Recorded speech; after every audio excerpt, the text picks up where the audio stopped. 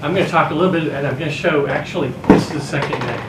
So the first day yesterday was an introduction, and I introduced myself. I'm Howard Sypher. I'm from Purdue University. At the moment, I'm living in northern Italy and involved in a business school program. There's a consortium of American business schools that have a program just north of Venice, about 45 miles as a crow fly.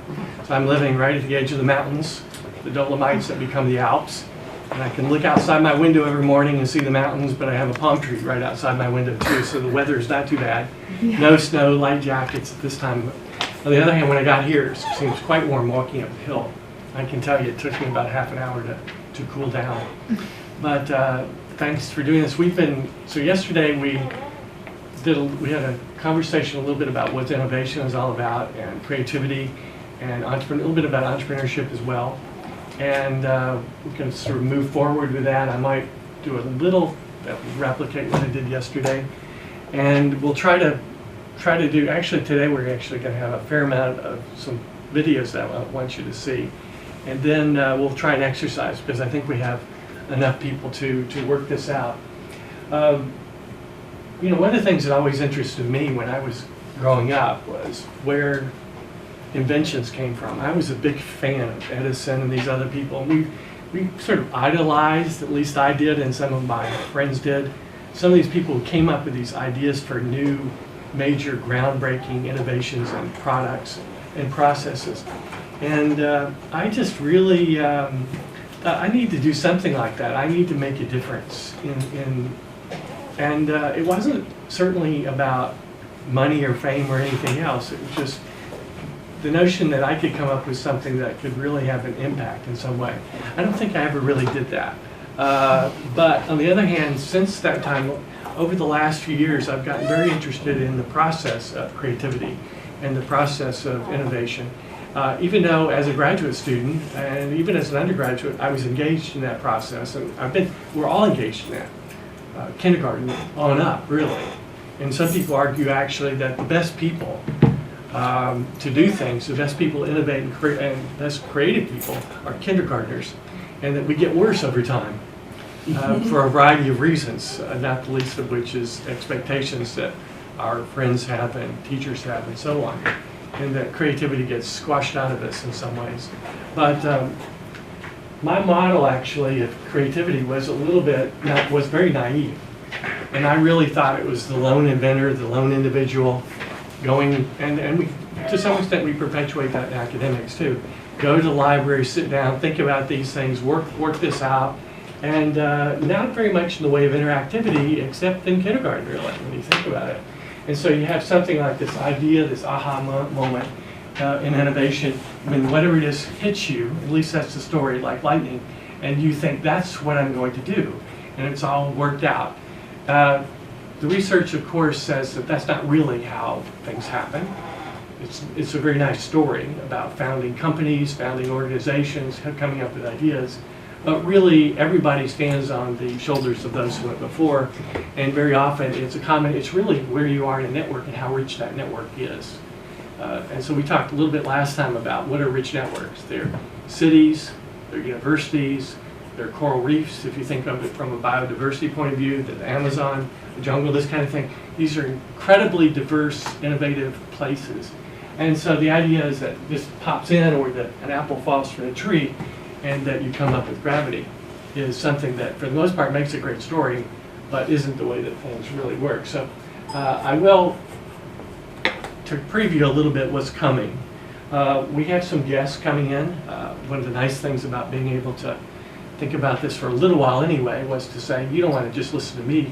You want to have an opportunity to talk to other people and meet other people who've been involved in these processes and have been involved in either social entrepreneurship or entrepreneurship more generally in some ways. So tomorrow, Audrey Tan from Playbula will be here. And this is a great, really very interesting story. It's a Singapore story, which makes it so good too, in addition. And I don't know exactly what she's going to talk about. She hasn't sent us the proposal, but I suspect she'll talk a little bit about the trials and tribulations and where the idea came from and the challenges of putting together a a company or an organization, especially a sustainable organization, in this environment. And so I think that's interesting. We'll have Jim Giles from Matter, and Jim Giles is the co-founder of Matter. You may or may not have ever heard of Matter. Have ever heard of it? Probably not. It's only 1 year old this week, and Matter is a long-form journalism effort that was actually started with a couple of guys, British guys, lived in San Francisco, but they use Kickstarter, which is a crowdfunding mechanism, in order to get the initial money to do this. And our program, the reason that Jim's going to do this for me is that our program at Purdue invested in this. Not because we thought we knew we weren't going to make any money. It was, we have an investment or a belief that long-form journalism is something that ought to exist, and they have a focus on science and technology. So this was clearly something that our institution, which is Science and Technology Institution, should be involved in. So he's going to Skype in and give us some insights into this. 6 months after they kicked off successfully, they were actually purchased by, gosh, I'm trying to remember the guy's last name, one of the co-founders of Twitter, who has another content company he's working with on the side. That's the nice thing about a lot of these. Evan Williams. Yes, Evan? Evan. Okay.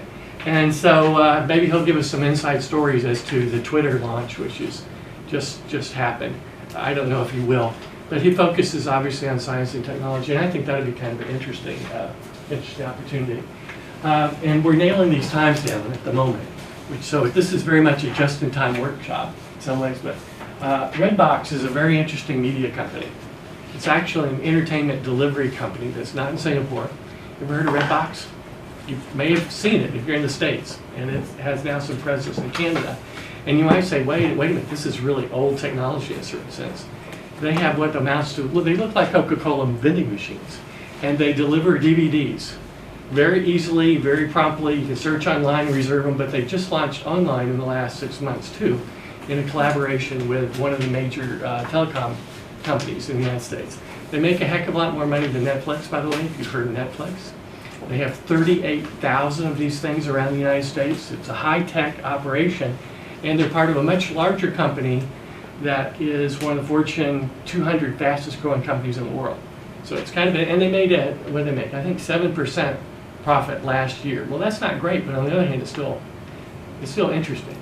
But their line, and I don't know if I'll have a chance to talk about this, but basically they know that there's a point in which these machines are not going to be viable, and that they have to be in the online environment for downloads, or something else will happen.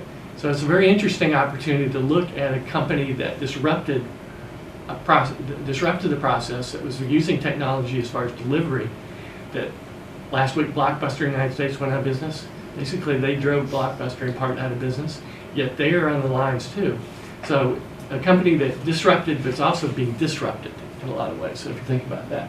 And then finally, a guy named Frank Gruber is going to Skype in. And Frank, I think, I'm asking to give us kind of the view of startups and entrepreneurial activity, and this is both social entrepreneurship and traditional entrepreneurship, from about 20,000 feet. And he calls this a media company, Tech Cocktail. But what they really do is they put on massive events, networking events, for entrepreneurs all over the United States and globally. They do some things outside the U.S. as well. But they do relatively small things and they do relatively large things. So a large event probably would be in Chicago with 5,000 people, which is what they do, down to smaller kind of activities. And but if you go to their website, you find that they do interviews with entrepreneurs. They do they run a sort of news service, a news feed about entrepreneurship. They do breaking kinds of things. It's more than just a networking company that has this cocktail there, but they do partner with companies and organizations to focus on networking and getting people together. And they do provide, on occasion, I think, alcoholic beverages in some way, shape, or form, which is part of it. So those are the four that are going to come in the next couple of days, starting again tomorrow with Audrey Tan, who I think is a must-see since she's an NUS alum. So I'm excited to meet that. What I want to do is start off today with a little bit of a short note. And Steve Johnson is a really interesting guy. Do you know him? Have you ever heard of him? He's been writing about and he's been doing research on where do good ideas come from. for a long time. So I thought this would be a good chance to show this relatively quick and interesting animation, because it's also, it gives an overview of what he's up to. And let me turn the light down for just a second, just to make the ambiance a little better.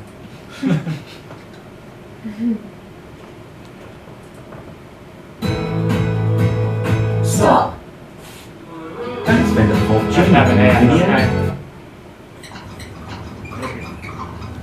For the past 5 years, I've been investigating this question of where good ideas come from. It's a kind of problem I think all of us are intrinsically interested in. We want to be more creative, we want to come up with better ideas, we want our organizations to be more innovative. I've looked at this problem from an environmental perspective. What are the spaces that have historically led to unusual rates of creativity and innovation? And what I've found in all of these systems, there are these recurring patterns that you see again and again that are crucial to creating environments that are unusually innovative. One pattern I call the slow hunch, that breakthrough ideas almost never come in a moment of great insight, in a sudden stroke of inspiration. Most important ideas take a long time to evolve, and they spend a long time dormant in the background. It isn't until the idea has had 2 or 3 years, sometimes 10 or 20 years to mature, that it suddenly becomes accessible to you and useful to you in a certain way. And this is partially because good ideas normally come from the collision between smaller hunches, so that they form something bigger than themselves. So you see a lot in the history of innovation, cases of someone who has half of an idea. There's a great story about the invention of the World Wide Web and Berners-Lee. This is a project that Berners-Lee worked on for 10 years. But when he started, he didn't have a full vision for this new medium he was going to invent. He started working on one project as a side project to help him organize his own data. He scrapped that after a couple of years, and he started working on another thing. And only after about 10 years did the full vision of the World Wide Web come into being. That is, more often than not, how ideas happen. They need time to incubate, and they spend a lot of time in this partial hunch form. The other thing that's important when you think about ideas this way is that when ideas take form in this hunch state, they need to collide with other hunches. Oftentimes, the thing that turns a hunch into a real breakthrough is another hunch that's lurking in somebody else's mind. And you have to figure out a way to create systems that allow those hunches to come together and turn into something bigger than the sum of their parts. That's why, for instance, the coffee house in the age of the Enlightenment, or the Parisian salons of modernism, were such engines of creativity, because they created a space where ideas could mingle and swap and create new forms. When you look at the problem of innovation from this perspective, it sheds a lot of important light on the debate we've been having recently about what the internet is doing to our brains. Are we getting overwhelmed with an always connected, multitasking lifestyle? And is that going to lead to less sophisticated thoughts as we move away from the slower, deeper, contemplative state of reading, for instance? Obviously, I'm a big fan of reading, but I think it's important to remember that the great driver of scientific innovation and technological innovation has been the historic increase in connectivity and our ability to reach out and exchange ideas with other people, and to borrow other people's hunches and combine them with our hunches and turn them into something new. That really has, I think, been, more than anything else, the primary engine of creativity and innovation over the last 600 or 700 years. And so yes, it's true we're more distracted.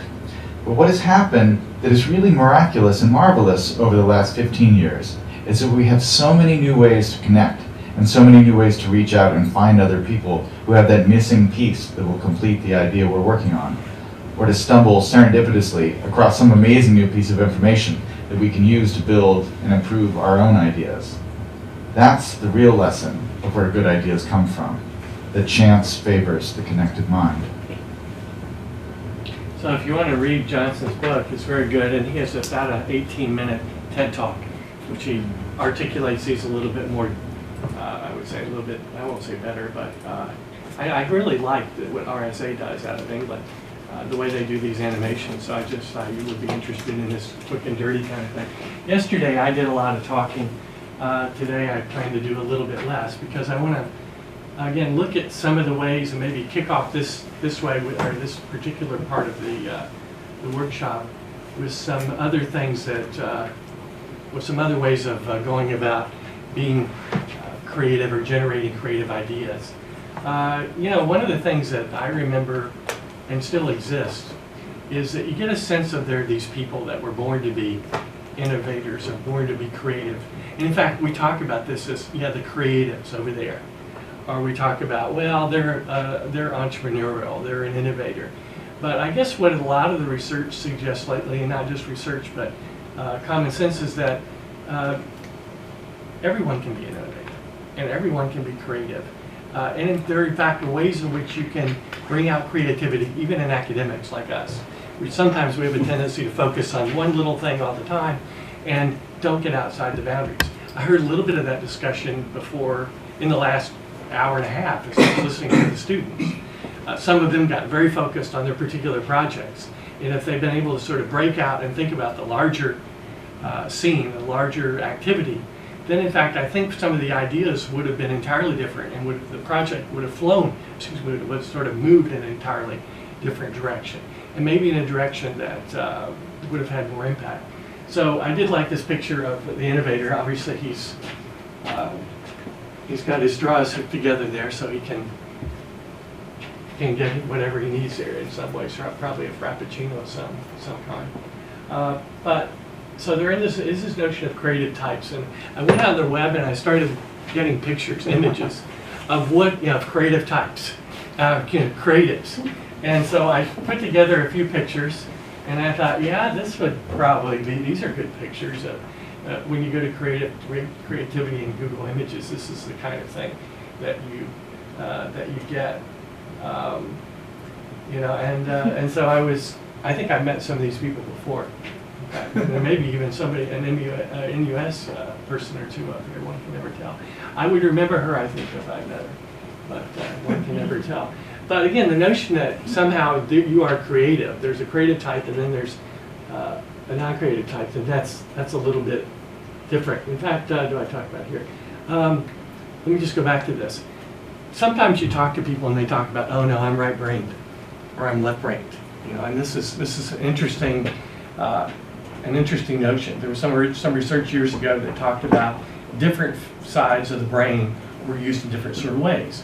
And that's true that still exists. But the latest research in neuroscience suggests that actually there's a much tighter connection between the sides. And the notion that somehow, oh, I'm overdeveloped on the right side versus the left side is entirely different. You need to talk to him? Oh, okay. Sorry. The left umbrella, no problem. So if you look at the latest work on neuroscience, you find that our right brain and our left brain work pretty closely together. And it's not that somehow these are independent entities in some way, shape, or form. So I thought about what are some of the trends? So I call them selective trends. So I've been thinking about. One of the things that's interesting and maybe scary, and Mohan, given that he was trained as an engineer, knows this, is that engineers have discovered in the last 15 years or so something called lateral thinking, where they've started to actually get interested in creativity, which is kind of scary potentially.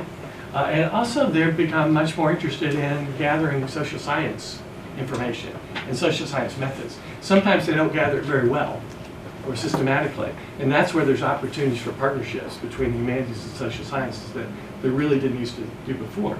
But as I said before, they've been talking about creativity. On our campus, we have these new wonderful spaces. That's the nice thing about engineering too, is they tend to have a lot of money. And they've developed these spaces in which engineers can be more creative. It's very nice, again, big opportunities. And we occasionally collaborate with them. I think it was about 2.5 years ago, I was with a group of engineers at Stanford.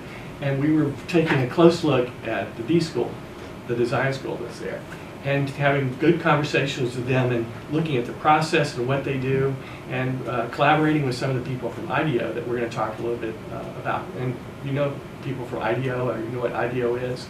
And have you ever seen the deep dive video that's probably 15 years old now? I'm going to show it anyway because the Kellys who are in it still recommend that maybe that's one way in which you can start a conversation about ways in which you can get more creative. So neuroscience has given us new insights in the right brain, left brain.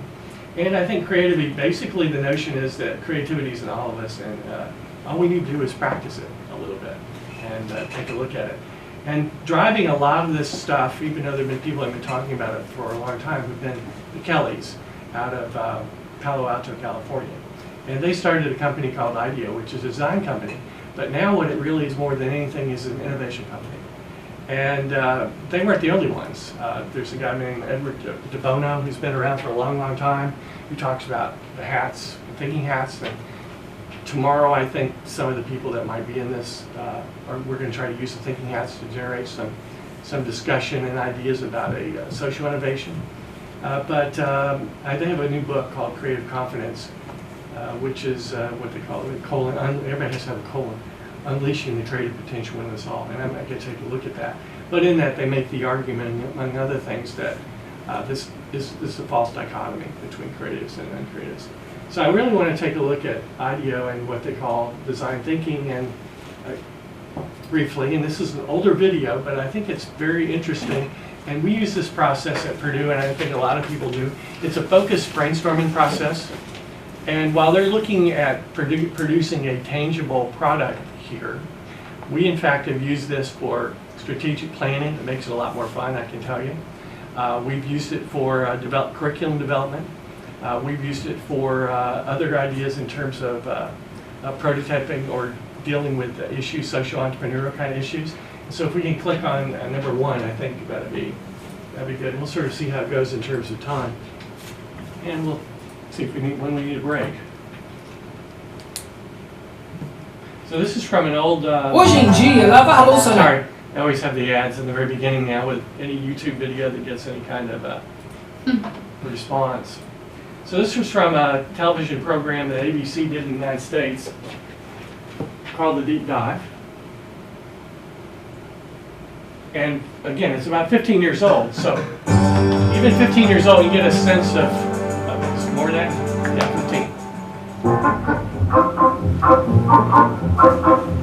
15. It used to be that you deferred to the boss. Is it the boss is always going to have the best ideas? Not likely. Here, nimble fingers, alert minds, and tireless machines. And it used to be in most companies that chaos was discouraged. This is where the crazies live. This is where we do our work. It's different. Good morning. Good morning. Used to be you were supposed to climb the corporate ladder. Good morning. Status is who comes up with the best ideas, not who's the oldest, not who's been with the company longest, not who has that biggest title. If you go into a culture and there's a bunch of stiffs going around, I can guarantee they're not likely to invent anything. You can stack this up big as big as you want. That's great. Thanks a lot. We had a great time today. Well, forget the way it used to be. Tonight, the deep dive. How many of you have seen One this? company's secret weapon for innovation. You've seen it, Mother?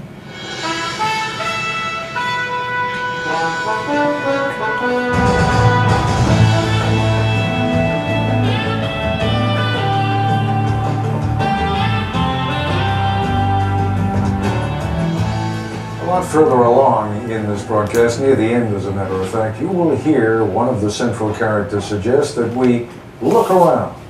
The only thing that's not designed by anybody, he will say, is nature. Actually, you could say the same thing by observing that the only...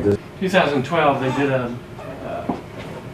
survey and asked people what were the top 5 videos having to do with innovation. And even though this thing was still 13 years old, it still made the top 5.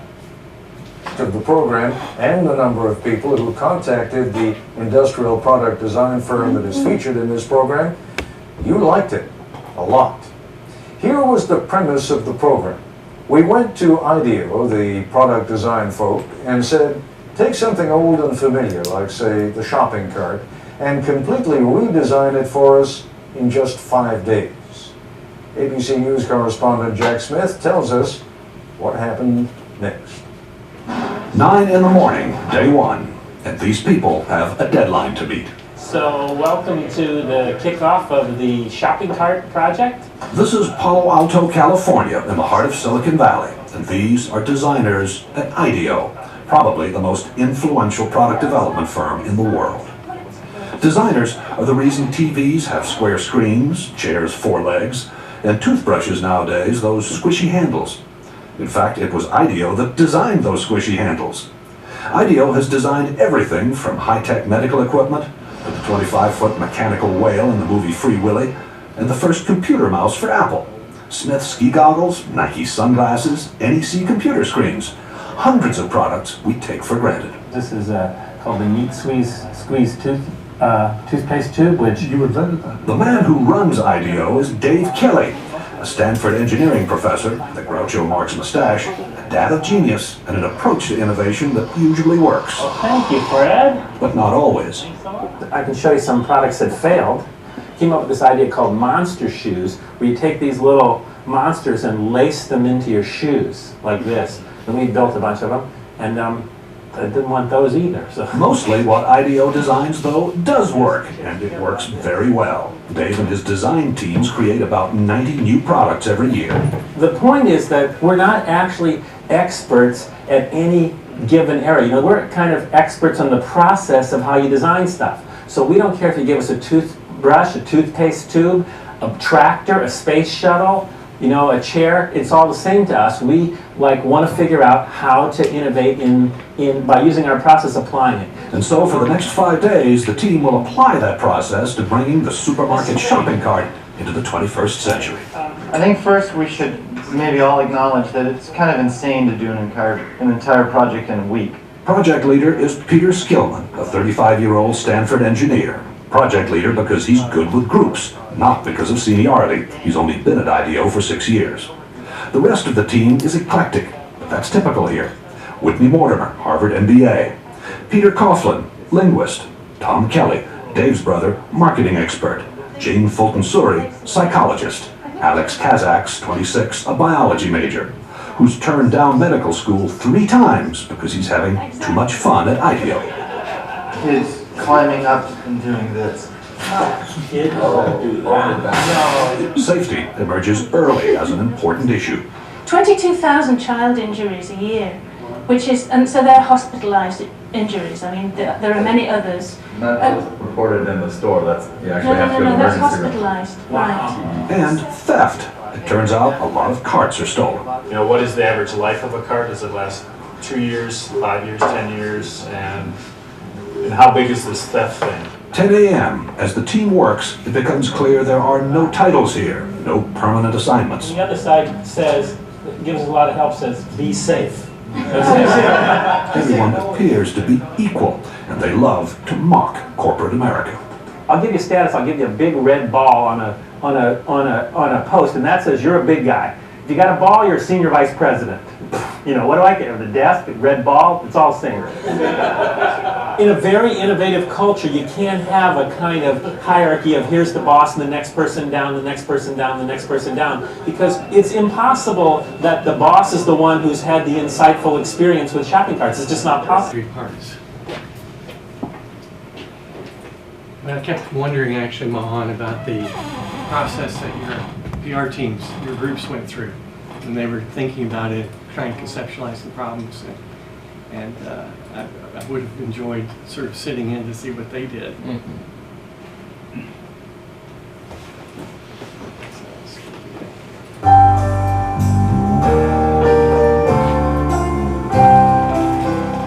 want to get together and start here. Day 2 and the start of IDEO's unique. I'll be back with a brief update on our story in just a moment. There you go. So, it's still, even though it's 16 years old or so, it still gets a good response when I teach a class in communication and, let me see, what's it called, emerging technology, with honor students, and we break into teams and get involved in projects, and I think this is a good way for them to think about it. I had a guy from IDEO come into the class about 4 or 5 years ago when he was visiting Purdue. And it was really fun because the first thing he said is, and I think I'm trying to remember if we'd already seen this or if I was waiting to show it to them afterward. But he said, okay, I want to try something with you. Take out everything from your pockets and purses. You divide them into groups and said, now let's build something from what you got. And it was really quite a fun thing. And the students were very creative. I was really surprised at what they were able to come up with just in about 20 minutes in terms of project. So it doesn't have to be anything really big. And I think several points illustrated. They have these very interdisciplinary teams. They're not all engineers. Did I hear any of them called designers? No, really never. But this company has been on the forefront of really developments and breakthroughs in the way that people go about looking at processes as well as products. Things have been a little bit updated. I've got a recent interview since I've got the book with, I don't know if you've not seen it. Let's go do that too. And I did visit the design school, and the design school at Stanford is a place that they built in between engineering and design. They basically filled in a space. Have you ever been there? They filled in a space, and in that space they have, believe it or not, coffee shop, which is something that apparently appeals to both engineers and designers. A place where they can come together, these two parts. And they've created these very flexible spaces that look chaotic, just very much like this, for the students. They have walls. One of the things they said is that we tried completely open spaces, and people freaked out. He said even people who were committed to the notion of let's break down the barriers, let's have ideas spread, because people want to have a little space. But they created spaces that can be temporary, which I thought was quite interesting. So they have their walls pretty much on rollers so that they can roll and create these spaces that student teams can work in. And when I was there, they had just finished up with a product. One student team developed a news, basically a news service called Pulse, which you may have heard of. Have you ever seen Pulse, which is a news aggregator? Very successful. I think they just sold it, but one of the student teams at Stanford came up with this. And they had these nice spaces for things that they were working on. This is fairly new. I think this is within the last couple of weeks. And this was an interview with the Kellys, and let's see, like me, they've gotten a little bit older. As soon as you get through the ad, of course. We all have to pay our price, right, for seeing these YouTube videos now.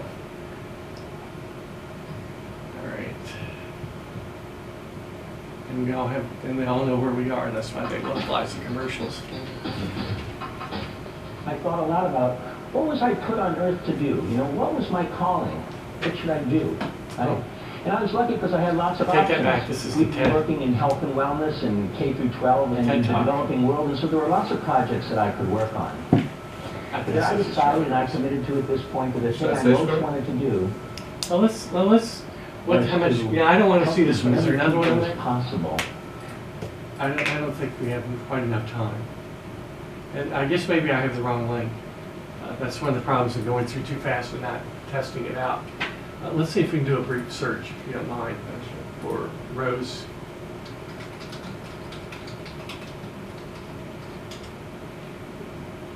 Should be K-E-L-L-E-Y.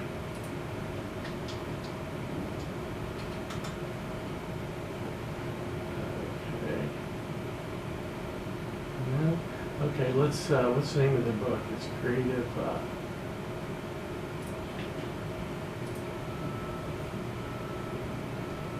So this is what happens when you. I think S. Pardon me? Kelly's. With S. Yeah. Well, that's Kelly. It might work with that with Kelly's. We've got the same ones up there. Okay, let's go back and try the creative. What's the name of their book?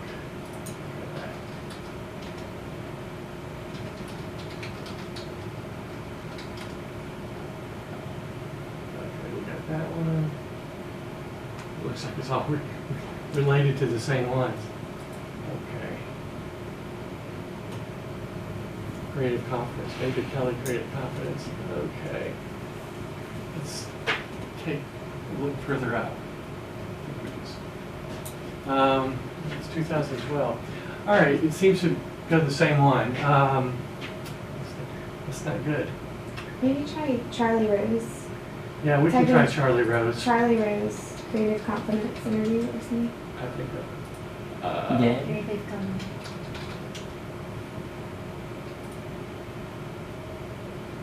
Okay. Let's take. That's Charlie Rose. There, right on top, right? I think this one.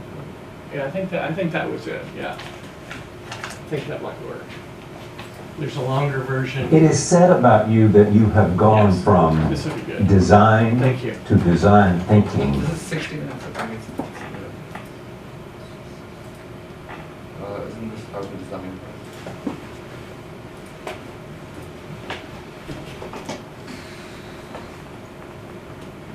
How long is this one?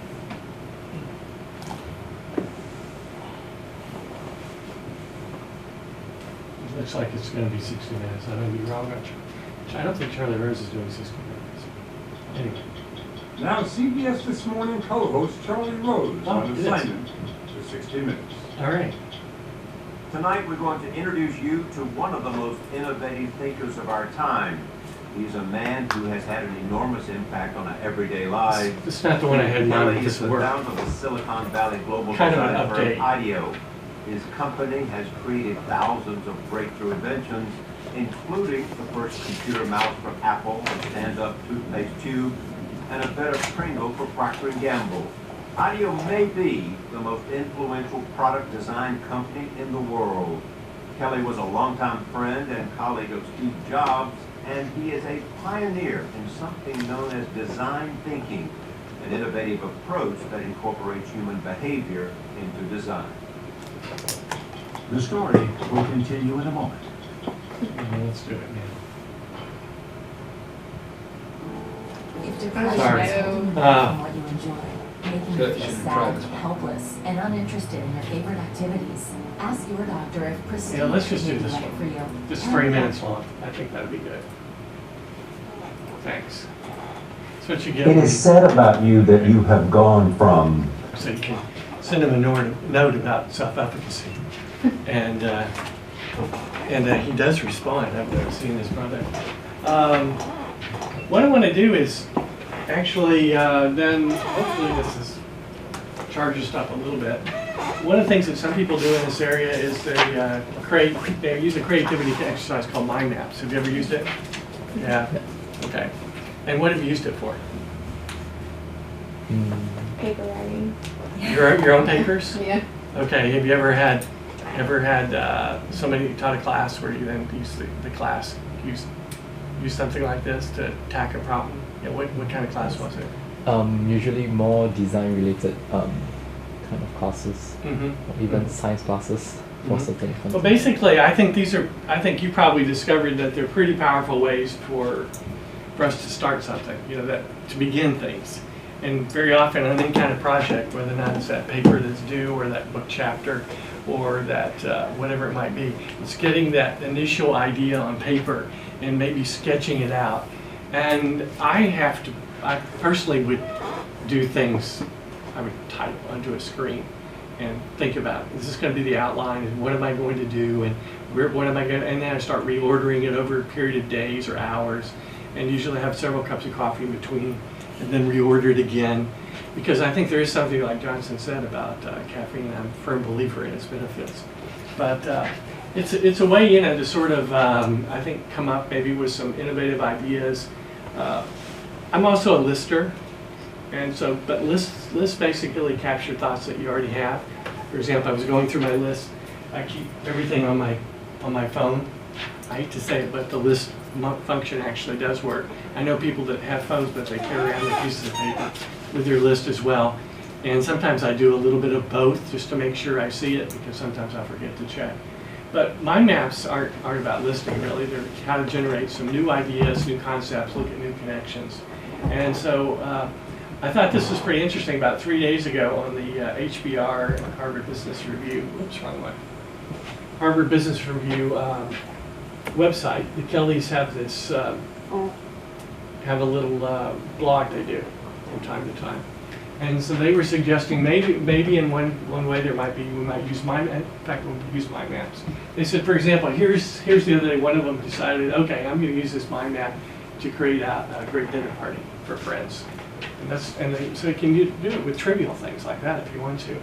And I was looking through this and I was thinking, don't plan it. No, that's not an option. But they put in these options, so you shouldn't delete things right away. You should just, again, have these ideas. Plan every detail. I'm not one of those people either, but that's a continuum. You could do that. And what they've got is decision trees going out in all sorts of different ways, connections. And one of the things that I sometimes do, although they don't seem to do it as much, but they haven't, they have little connected dots and this kind of thing. And you create kind of a modified, scary network model of things, right? How are you going to do it? You can send it out by email. Is it going to be hand delivered? what kind of party is it going to be? So again, it's relatively trivial in some ways. Are we going to have it outside, inside? Are we going to have people pay for it? You know, is there going to be a cost involved in some way, shape, or form? How are we going to have people? They do some wild stuff. The blind dating, the speed dating. I don't even know what that's all about, to tell you the truth. But they go through the whole thing. And so what I thought we might do is have just try these out. And so there's a set of instructions, and I have big pieces of paper here. And so we're in a playroom, so we have an opportunity to do this thing. So I'd like everybody to get a piece of paper. It doesn't matter where you sit. And we'll spend roughly 15 to 60 minutes, depending how it goes. And I think people should feel free to go out and get coffee or tea if they want to and wander back, because this is playful. You can either use a regular pen if you want to, or pencil, or we have some markers of various kinds. And what I think it might be fun is I'm not going to assign you a project. I think it'd be better if you come up with your own. What is it that maybe it's a paper, maybe it's something else, maybe you want to you're interested in some project. And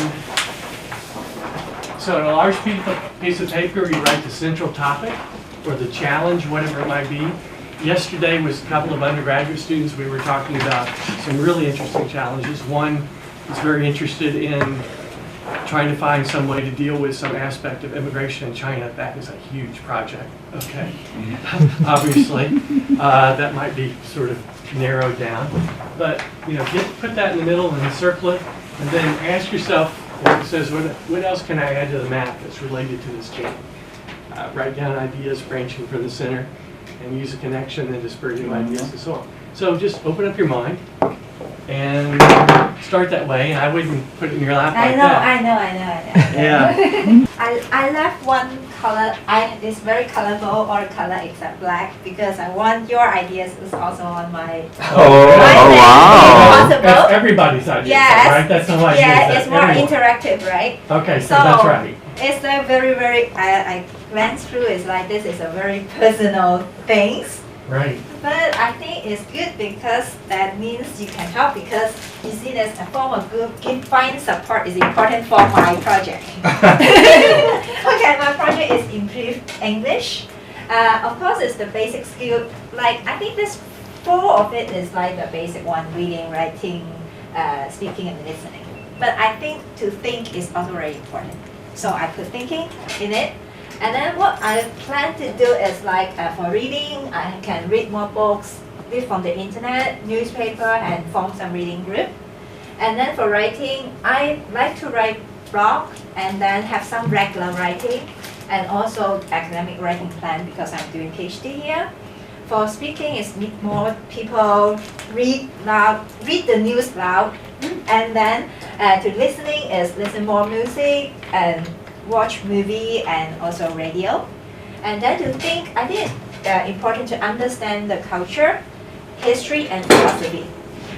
So going from that, I'll go more into details like what kind of book I need to read is kind of like novels, some classical articles or things like that, or academic things. For internet, of course, Facebook, my favorite, and also some websites which I like. And for blog, I want to write something interesting topic, which is like an idea in my mind for quite a long time, but I haven't executed it. Like I want to write something about travel. Can be a world travel or Singapore travel or Asian travel, something like that. And write something on food, and also I like to collect ideas of creativity. So maybe this is an area, and then write a diary. Or I have some photo blog because I like photo taking, so I think this is a good way for me to execute. Regular writing, actually recently I think maybe I can challenge myself is to write 100 words every day on any topics and then put anywhere. Should be 1,000 words, I guess you missed the 0. You think it should be 1,000? 100 you can write in like. Okay,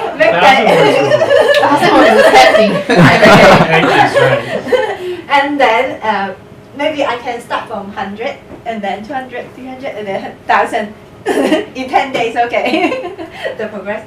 I'm also thinking maybe I can write letters or emails to a friend every day, because I do have a lot of friends from all around the world. I don't have time to connect with them. Maybe this is a good way for me to practice my writing. And for academic writing, I think the time schedule is important, because I want to complete my PhD on time. That means I need to schedule well to see how can I make it, to keep the regular practice. So the red thing is actually what I think psychologically I need to make to prepare myself. Like, to make this is a cheerful experience, feel no pressure, reduce the fear of doing that, and find the interesting point. And the blue thing is the outcome I want to get. The blog, writing letter, learn some new faces, form a group, find the support, and then maybe reward myself by any means, like a good meal or whatever. And then there's a one reading challenge. I remember I learned Chinese to be better is like I write the review of the Chinese book every day. I read it and write it. So I think maybe good to start is I read a book a day and then I write a review every day. It may be like, might be helpful. So this is my idea. Wow. I don't know whether it works. And I need some black words. Yeah.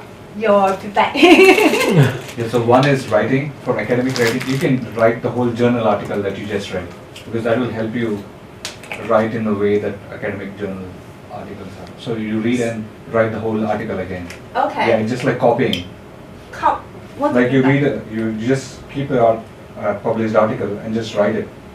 Rewrite it. Just like write that it. art- Just just copy like it. writing Just it. copy it. Yeah. Yeah. Okay. That's usually helpful. So you're not talking about paraphrasing? No, You're saying just word copy. per word. Yeah. I think that I don't know. Maybe it's subconsciously you're trying to mind tries to figure out how to write that kind of sentence. And listening, I mean, for me, when I was a kid, listening to BBC was really helpful. So daily news hour or some kind of thing, like news, yeah, any kind of news. I mean, from a reputed channel. But. I was thinking maybe some of the excerpts from the books. Those very. For reading or for writing? Writing. Actually, reading also can. How to spell excerpt? CERPT. There's also, I think there's a program on Google Books or Google Reader that you can like pull up a book or something online, an article, and you can click on words and it'll tell you about the pronunciation. So like it's marketed at something to help people learn like any language, Spanish, German, whatever. And you can read it, and sometimes it'll mix, like if I was learning Spanish, it would mix English and Spanish together in the sentence, so you're reading it a little bit at a time. And then you can click on the words that you don't know how to say, or you don't know exactly how it says, and it'll say it back to you. I'll look up what the exact, I'll send that to you. Like for myself, I have like the dictionary app where it tells me like new words every day, so you can increase your vocab maybe through that. Oh, okay. Yeah.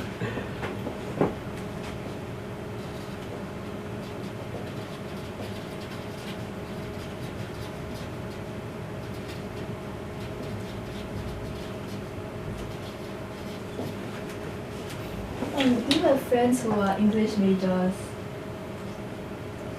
So they can check your blog and tell you. Yeah.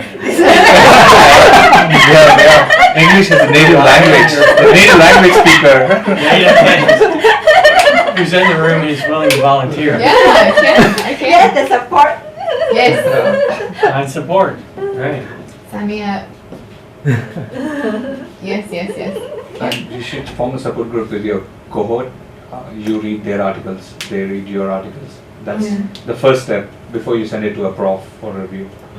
Yeah. So that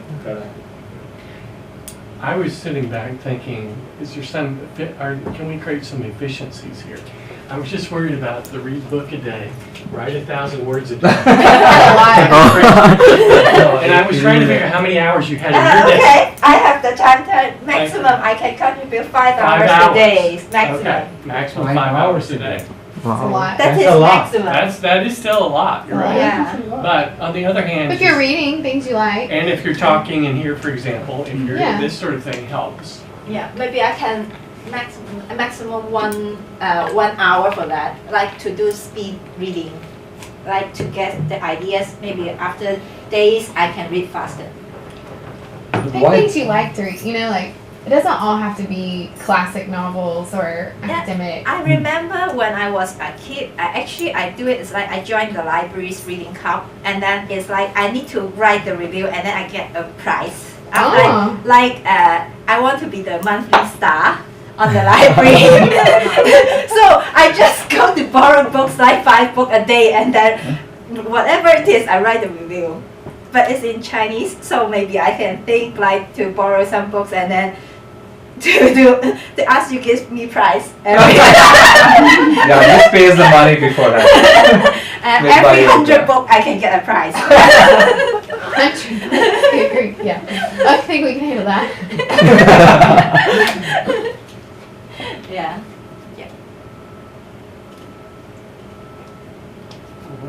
What other ideas do you have? Or do you see links, possibilities for overlap?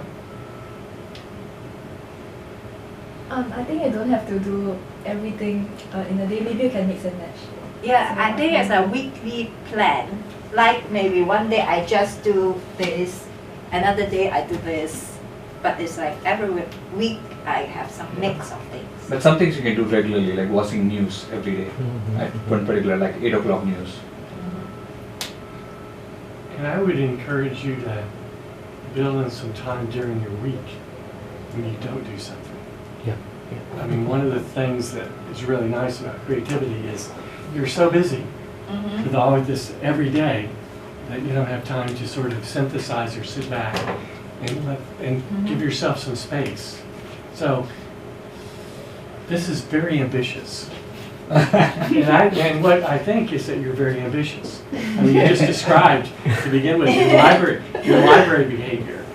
And I remember when I was a graduate student, I'd actually do summaries of articles every day, so that I created a portfolio. I mean, as I was preparing for my exams, I literally would go through and read and write a summary and collect it and keep it.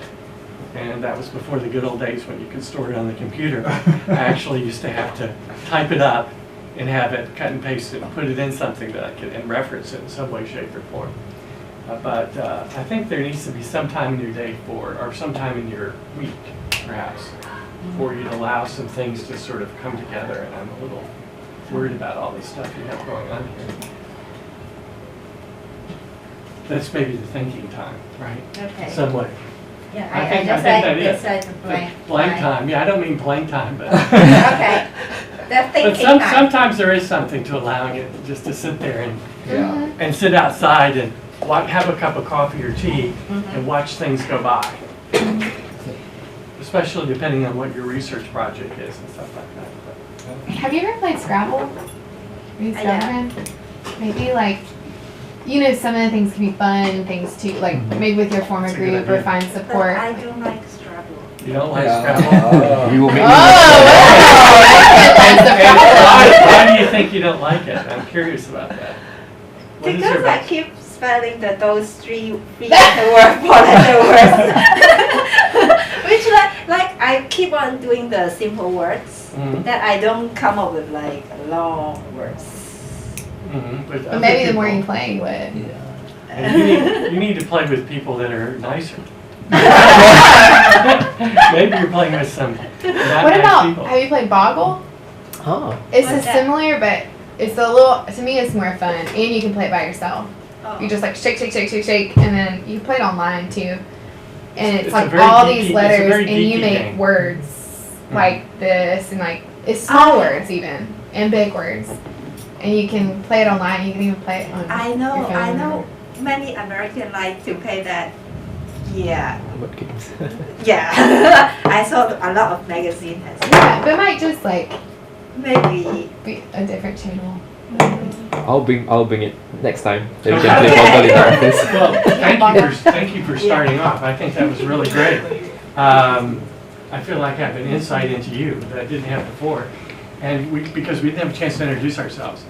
Because the way this is working, I keep having slightly different people each time, so it's difficult. So what is your background in? Actually, I come from Hong Kong. I'm now a PhD student here. It's Right. like this semester I just almost finished my first year, and then in January I will start second year. Okay, well, great.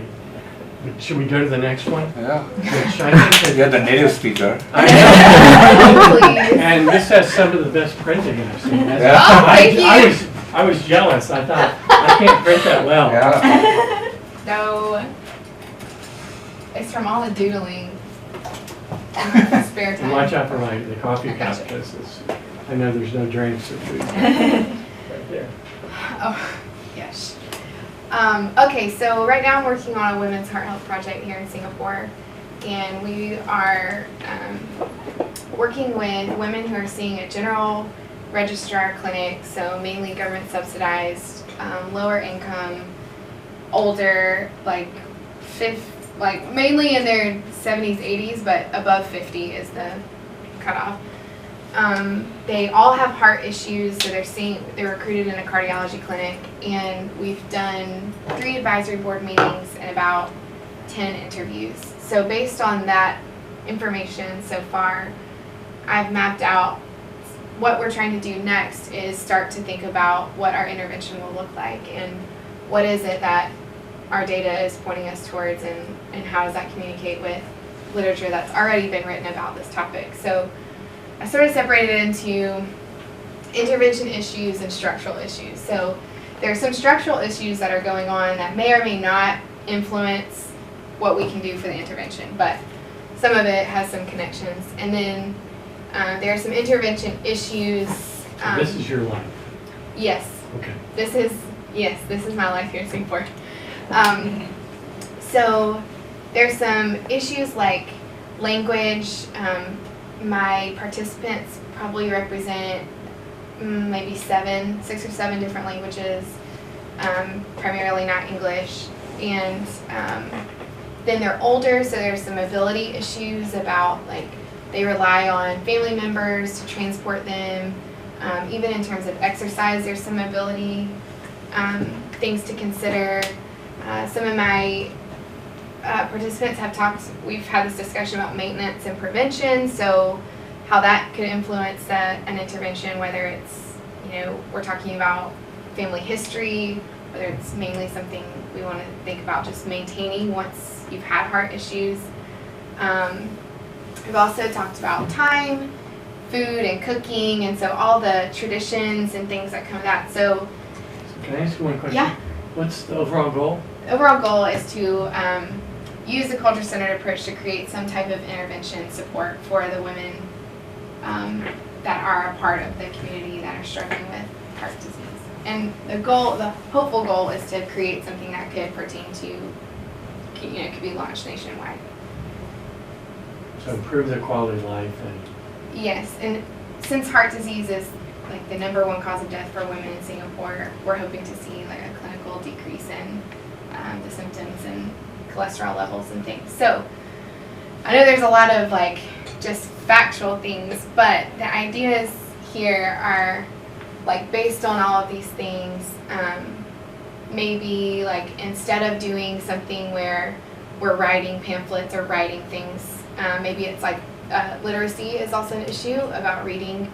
Maybe it's auto recording per each language, things they can listen to by themselves. Maybe it's first a training group, an exercise thing they can do around the house if they're not getting outside the house very much, and then an audio recording that they can listen to on their own instead of sitting at home with something to read, which some of them aren't able to do. Let's see.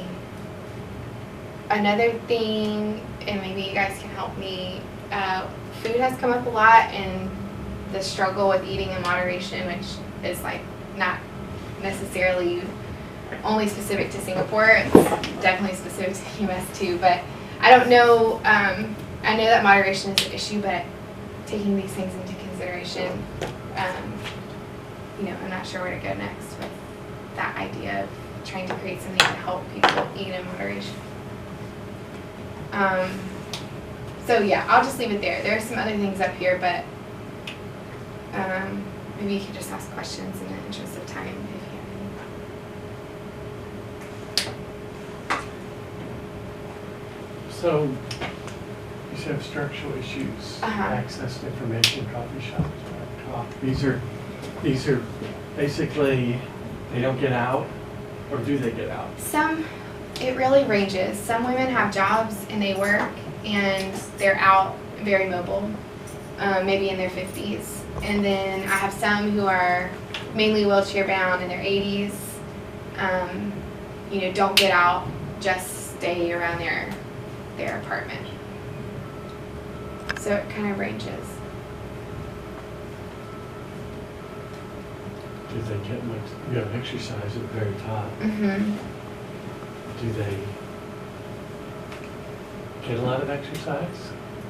Mostly they say, I've had a few say that they do like a lot of walking, sometimes walking just around their flat, but sometimes they say, oh, I can't exercise, I'm too old, or whatever, or that there's just no time.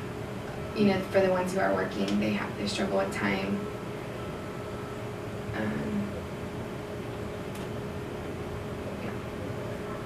I would feel for women with those conditions, family support would be very important. Yeah, family support. Let's see. Access to info, we have that.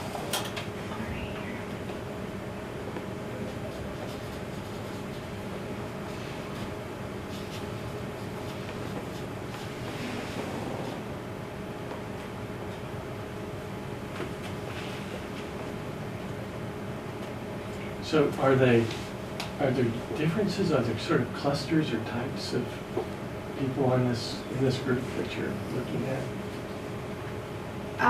There are, but the group overall is sort of together. There are different. You've got age differences. You have mobility differences. Yeah. And they're spread all over Singapore. Yeah. They're not in one location. Yeah, for the most part, statistically, I would think so.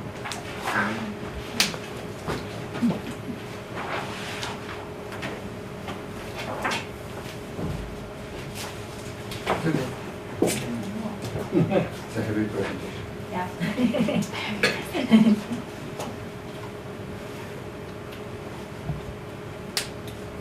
This is quite a group. I thought there'd be much more. I think this one, access to info, is related to this one. Because I found this I like the idea of the audio record of directions. I think it will help them because some of them they really can't read or they don't have time to read. Right. But listen to something might be good for them. Yeah. How could they? The only thing here is I was wondering how they would be able to play it. Yeah. I wonder access. Maybe that's something you could give portable CD player, CD. I don't know. Could give that as a packet to take home and listen, or it could be an exercise routine on audio, and then you listen to it Actually, I don't know. Have you ever heard in Buddhist temple sometimes? I don't know where they have a kind of very small machines that repeat the things all the time, the song that were the whole day long. Yeah. Kind of that. I think there should be some kind of that machines that can record something that can repeat, and then it's entertaining to tell them some information. Might be. I don't know whether it works or not. It could be an app on the mobile. Yeah, an app is also, but some of the just aunties the don't access have. to it. They don't have. They don't use mobile phones. Right. So the goal is to improve the quality of their life and extend their life, right? Yeah. So I keep looking at this and think, well, exercise, we know exercise works, the social support, eating, they're all sort of tied in together. Yeah. In ways. And not only just eating, but eating good foods, right? Right. Appropriate foods. Right. And not eating too much, but eating the appropriate amount. Right. And of course, it's based on what they voice that they want. You know, like there's some things that haven't come up, and one thing that did make it on here is they did talk a lot about being happy and happiness, and that's really important to them. Did you talk to the family members? Sometimes they come with them and they participate also in the interviews and different things. So we have talked to some of the family members, but yeah, it's different. So you have input from experts, and then you have input. I mean, I think it's interesting to have conversations with the family members about the struggles that they're having, get their perspective on things. Yeah. I think that one advisory board that we did together, they voiced, a lot of family members talked about different things. But it's good to get, I mean, to at least see everything and play with each other. And do they come together at any point? They, depending on what group they were randomized to, so the advisory board comes together. I'm thinking about the people in the study. Do they, or these are just separate? I mean, everyone's separate. Do they come together for any kind of sessions or games? Yeah, like focus groups. Right. So the advisory board is part of the thing that they come together. Only women. Only from women, yeah. So our advisory board is like 10 people, and they've come at different times together to talk about these things. And then there are focus groups, and hopefully the intervention will, depending on what they voice that they want. I was thinking, remember the interview we went to the old ladies? I think the community support, like the neighbors, will also be helpful. Yeah? Yeah, might be some kind of like neighborhood volunteers can help, because those people, they don't mind, because some people want to do something meaningful, but they don't have the chance. So you just invite them to, like, how can they help their neighbors for that? Might be. It can be helpful. And you give the ideas for them, because they can have access to the apps or mobile phone. And then they help those old people. This is again, this is social support that includes family, neighbors, and others in terms of looking at this, or participating. Okay, well let's move along. What is the Indian government saying about it? What is the NGOs saying about it? What is the business group saying about it? And where does what are the drivers and what will be the consequences? So if, for example, if we want to change the Indian government to act more on climate change, what do we need to do? So it's kind of also perspective. So what I looked at is there's an Indian government and a business lobby which says that this is good for us, that we should be tackling climate change along with our development. There's a lot of poor people in India, more than poor people in sub-Saharan Africa. And then we need to look at growth, we need to provide more energy access to these poor people. 50% of Indians still don't have access to electricity, so that's stuff like that. But to provide that electricity resources, we don't have to constantly build coal plants, because that's going to pollute the local environment as well as contribute to climate change, but invest in renewable energy resources like solar and stuff like that. Another drivers of the discourse is the vulnerability. India is a very vulnerable country. So there are a lot of poor people who are even more vulnerable than the rich Indians.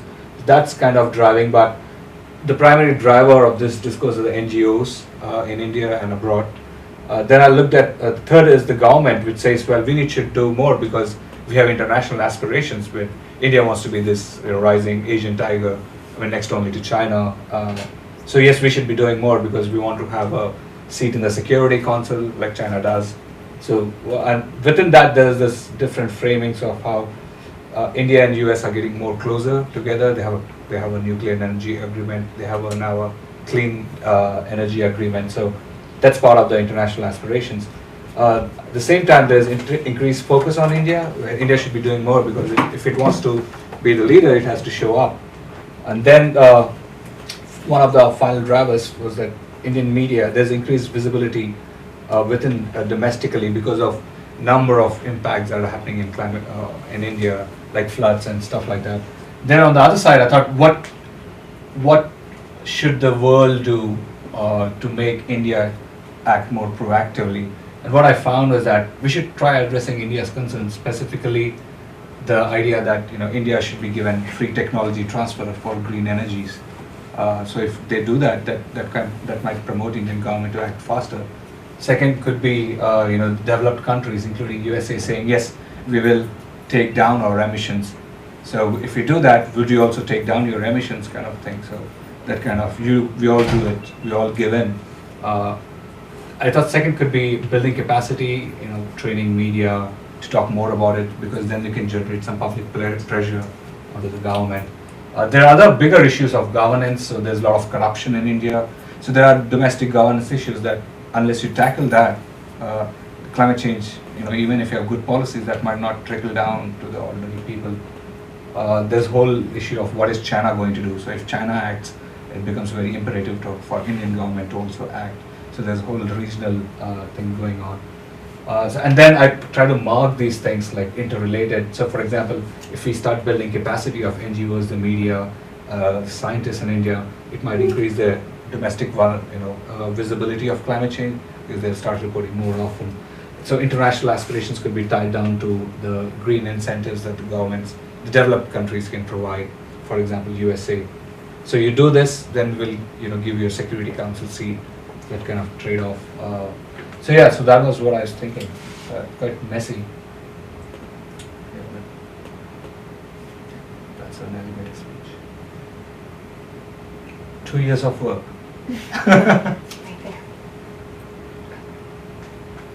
So how about so did you add on anything today that you had done before?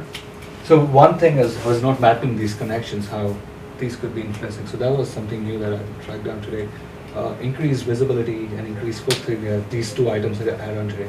These three were there, but I added on this too. And I started thinking about, in a more normative way, how should we change Indian discourses? So this whole thing was new, about how could we influence India to act more, Indian government specifically, to act more. So your model's gotten more complex in the the last because 30 minutes. Right, I was just thinking in these terms, what are the drivers, but I wasn't thinking about what are the normatively, like what should, for example, if you're interested in climate change, what should you do to make India more proactive? So the whole bunch came in.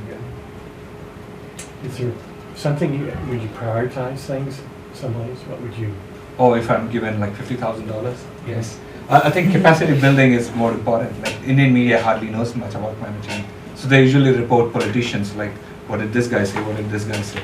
So if you train them more about impacts, they might be reflecting. For example, the typhoon in Philippines could have more increased coverage, and the newspaper reporters could talk, well, this could also happen in India. In fact, a couple of months ago, there was a typhoon in India too, in southern India. So they could start connecting these dots and informing the public that, the typhoons are becoming more intense, more damaging. Therefore, the government should be acting on both the ends. One is to reduce its carbon emissions. Another is to start funding its people to build permanent shelter homes, safe zones, this kind of thing. So I think if I'm given money, I'll put in here, building capacity.